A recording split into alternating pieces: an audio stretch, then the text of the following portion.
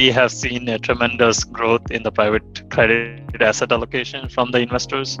I think those are mainly due to the following reasons. One is, as you think about over the last 5 to 10 years, the increase in the private equity valuation of the underlying assets, and as a result, many institutional LPs like pension fund, sovereign wealth, and others who were heavy or became heavy on the private equity side. So they began looking to more diversification on their asset side. So that's one of the main reasons where you see an increase over the last 5 to 7 years in the private credit side. Second, it is also driven by market environment, like Steve mentioned about M&A activity. We have seen significant activity over the last few years in M&A side, and private credit specifically supports this buyout activity of the private equity sponsors. And as you see, there is a more than $1 trillion of dry powder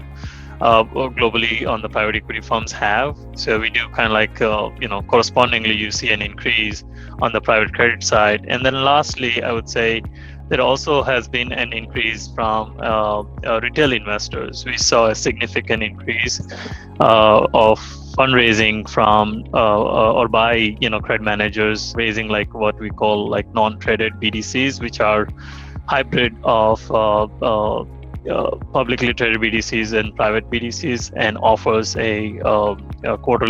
typically a quarterly redemptions to the investors. So it's kind of like meeting both the worlds on the private side and public side, offering liquidity and exposure of private credit as an investment to the investors.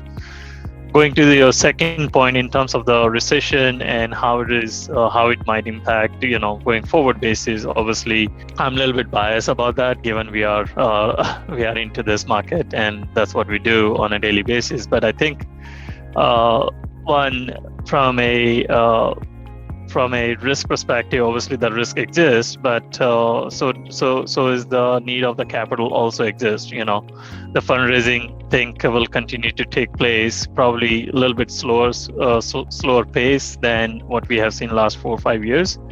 But private credit should be very attractive and should continue to grow in next 3 to 5 years.